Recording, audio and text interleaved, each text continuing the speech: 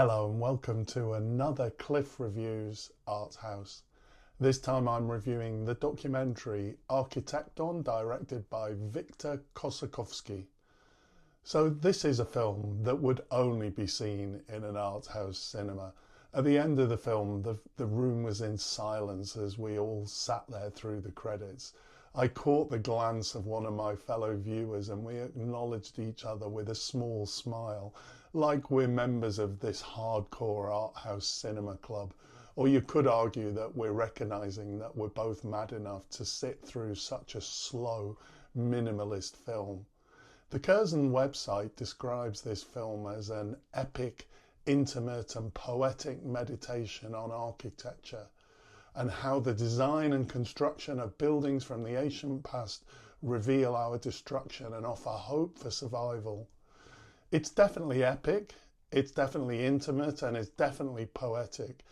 It's like a meditation, but I didn't feel that it's actually saying a lot on architecture. To the extent that it is, it's really minimal, it's really abstract. Much of the film is long shots of rocks moving in various ways, like an avalanche, an explosion, the washing of rocks. There are also shots of buildings which have been bombed in Ukraine, and then there's shots of Roman ruins in Turkey. And this is all hung together around the architect having a stone circle built in his garden. We keep going back to that scene. The film is really visually compelling right from the start. I really liked it at first, but many of the shots go on for such a long time that I started to wonder if it was slightly overdoing it. It made me think of the slow-mo guys on YouTube, these guys that make really high resolution slow motion video of different things. This isn't a compliment for the film. I think the slow-mo guys are more entertainment than art. That said, at times it looks amazing. At times we don't quite know what we're looking at. The picture often isn't framed. The screen is often just full of rocks all moving in various ways. It is kind of really compelling. It's good at first, but as I say, I think it perhaps does get a bit monotonous. It is always good to look at, so I was never ever bored, but I'm not sure that it was wholly successful. Now, what is this film? It's presented as a documentary, but I'm not sure that it is. The definition of a documentary would be non-fictional film, that it's factual and informative, that there's a creative treatment of the facts of actuality. This film doesn't really meet that definition. The film is more like an artwork. It's got a highly artistic visual style, and it's an experiential journey to the extent that it does work. And it's a very abstract representation of the things that it's showing.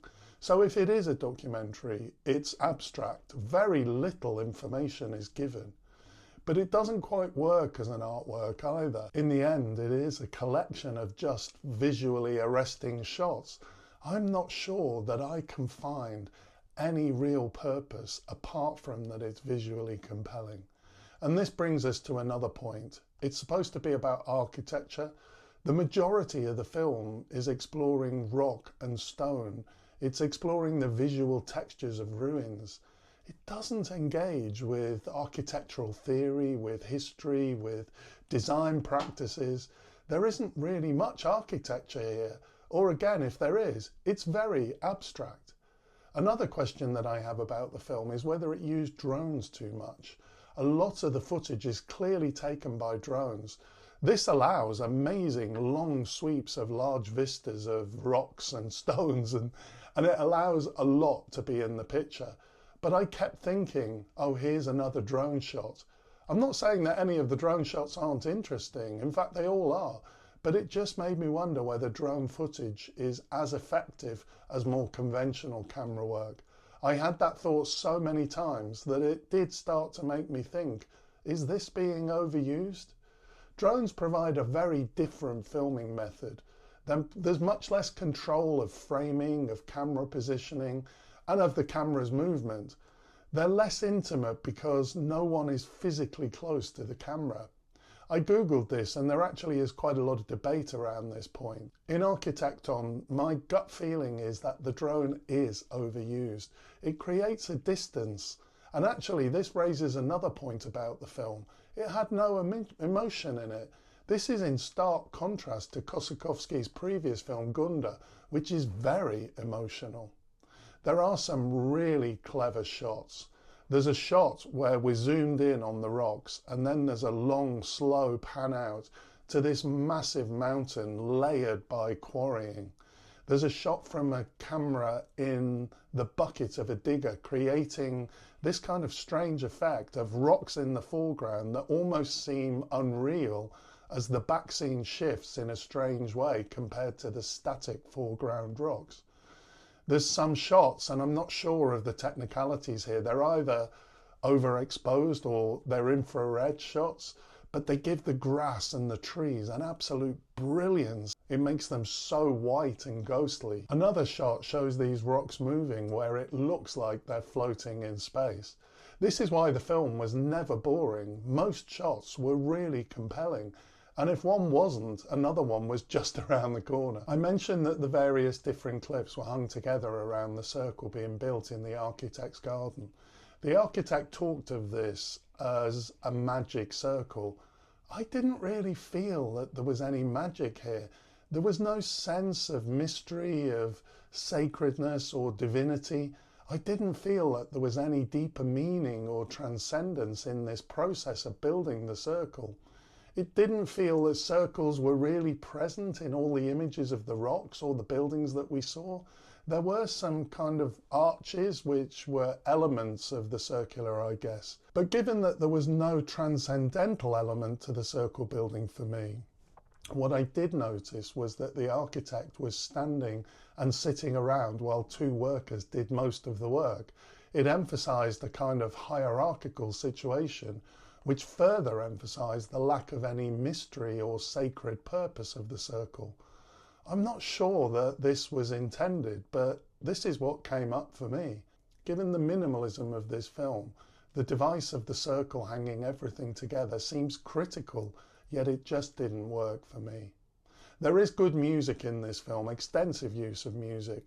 It does get quite lively at times to match the picture of what we're seeing, and it's quite effective at times. One thing I did like was that the circle building in the garden was peaceful compared to the big rock moving scenes with lively music. In the circle building, we became hyper aware of the rain sound and the sound of the hammer hitting the rocks. This was quite exquisite at times. Based on everything that I've said, clearly I found this film to have significant flaws, but there is a lot to like about it. It's visually compelling throughout, and I was always interested. I do think that it doesn't hang together. It's abstract as both a documentary and or an artwork.